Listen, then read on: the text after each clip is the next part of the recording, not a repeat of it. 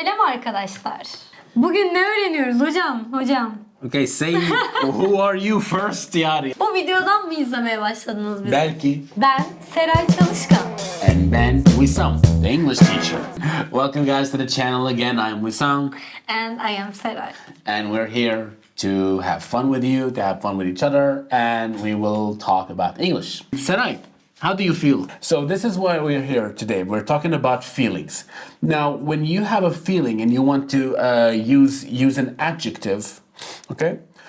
By the way, these words are adjectives, sıfatlar. They are not verbs. Sıfatlar. Sıfatlar. They are not verbs, okay? Okay. We're talking about adjectives here. Yeah. So if you put an ed or ing to an adjective, the meaning doesn't change, but it changes who is feeling these feelings. So for example, the adjective bored, if you use ed, it means you feel it. Tamam. Okay? And I'm just explaining to them. Tamam. And if you're using ing to the same adjective, it means the situation is Boring. boring. How do you say it in Turkish? Like, could you explain what I said just in Turkish? Sıkıldım derim. Bak bu da geçmiş zaman. I am bored. Sıkıldım. Aynen sıkıldım. Okay. Bored gibi. Ve bu durum sıkıcı. Ha, durum sıkıcı. Boring. Yeah, it's Okay. boring. Yes, exactly. So if the durum sıkıcı, so it's boring. Sıkıcı derim yani direkt. Yes, Sıkıcı. sıkıcı, boring, sıkıldım, bored. Yes. Okay, when you feel it. Now we don't always use it with just the adjective bored. We use it with different adjectives as well. So for example, the adjective tired. What does it mean, tired? Yoruldum mu demek? Yoruldum. Yorulmak. It's Yorulmak. yeah. So Tired. tire is yorulmak. So if we say I am tired. Ben yoruldum. Yes, I am tired. Hayat. Why? Because hayat yorucu. yeah, you can say it. Yeah. Ben yoruldum, hayat gelme üstüme. Yes, so because life is tiring, so I am Life is tired. tiring, so I'm tired. Yeah, there we go. Yes, There ben we go. yoruldum hayat. Yes. What about the verb heyecanlı or the adjective? Excited. Excited. It's excited. Yes. So are you excited? Yeah, I'm excited. Why? I don't know. I don't know. There's something exciting. Yeah. Okay, so something exciting. Something exciting, so I excited. I am excited. I am excited. Okay, how do you say that in Turkish? Ben heyecanlıyım. Heyecanlandım. Because çünkü onların Türkçe İngilizce birbirine göre bu heyecanlı bir şey. Yani Bu heyecanlı. heyecanlı bir şey. Yes. Evet. Don't you Uzatıyorum. say heyecanlıcı or something? Lıcı ne ya? I don't know. because Heyecan it's- satan kişi mi? Hayır, that's- Who sells heyecan mı? who sells? Who sells excitement? All right. So another word is şaşırmak. Shocked mı? We have a different word also, surprise. Surprise. Yeah, because also şaşırmak we use it, right? Yeah. So I am surprised I'm because. surprised because it's so surprising mi? What's so surprising? Bilmiyorum. Bilmiyorum. Because English is very easy, so it's surprising. No mu? It's surprising demek komik geldi. Hani bu It's su- şaşırtıcı derken it's surprising demek garip geldi. Şaşırtıcı. Okay.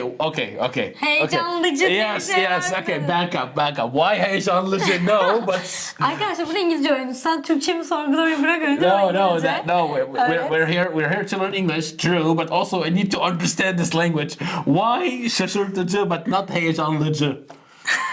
Çünkü heyecan ve You cannot logic your way out of this. heyecan is Okay. the like not verb. It's Adjective. the name.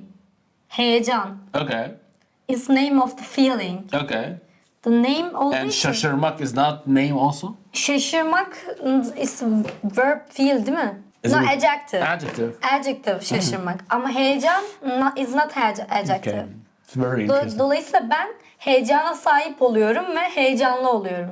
Okay. I'm from heyecan gibi bir şey yani. Yeah, I'm from heyecan. Yes, I have heyecan. I have Heyecanlıyım. heyecan. Yes. Okay, right, guys, write us down in the comments. Explain this logic to me because it doesn't make İnsan bir sense. anlasın. Hadi. ne yapayım? All right. But no, I'm all kidding Bir aside. uzun Yes. uzun yazar ben biliyorum. So, the word interesting is İlginç. Okay, so when you say, so for example, I am interested in playing guitar. İlgiliyim. Okay. İlginç buluyorum değil. Az önce baktık. Yeah. İlgiliyim. Okay, so I'm interested in playing guitar because playing guitar is very interesting. Çünkü çok ilginç bir şey. Yes, Bu there yüzden we go. ilgiliyim. Yeah. All right. The next word is I always forget this word in Turkish. Annoying. Rahatsız edici. Is It's it annoying. rahatsız? Is it rahatsız? Evet. It's annoying. I don't know. There's a different word for annoying. For example, imagine there's a kid. Yeah. Saray. It's annoying. Rahatsız Yeah, edici. but is it rahatsız only? Isn't there a different word? Rahatsız edici. Okay, maybe Rahatsız that. etmek. All right. So annoyment is sinir bozucu.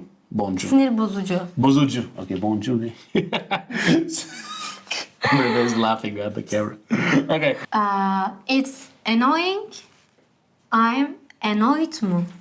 I am annoyed Okay. because something is annoying. Yeah. I'm annoyed because the kid is annoying, for example. Sinirimi bozdu. Okay, we talked about surprise, but also we can talk about in Turkish shock, and in English is shock.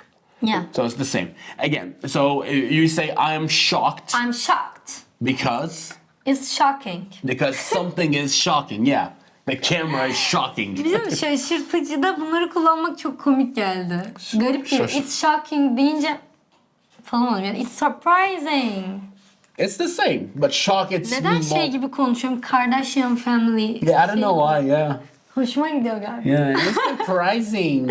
It's surprising. I'm excited. Guys, please, for all people who are learning English, never speak like that. For the love of God, never speak like that because it's really, really annoying. excited. See, it's really annoying. And the last one we have is the adjective depressed. Exactly. No, she's not depressed, but yeah. Depressed. O nasıl So çevirilir I'm ki? depressed. Depresyondayım derim. Okay, I'm depressed because something is depressing me. It's something depressing. So something is depressing. For example, watching sad movies is Is depressing. depressing. Yeah. So when we have an adjective, and when if we add an ed to an adjective, it means we feel it. Yes. If we add ing to the adjective, it means that The situation is like that. yes, or the feeling comes to us like this. Okay? Yeah, like that. But just note something that these are not verbs; these are adjectives. So they are not like go and play and sleep. They are actually adjectives, sıfatlar. These were the Adjectives. adjectives değil ama sadece adjectives değil ki bunlar. I mean, these. Person, mood and feelings adjectives. There we go. Okay. So we would like to thank you guys so much for watching us. Again, please keep supporting us by liking and subscribing and writing down the comments. We always read the comments and we're always welcome to share. Bye bye. Thank you so much and have a good one.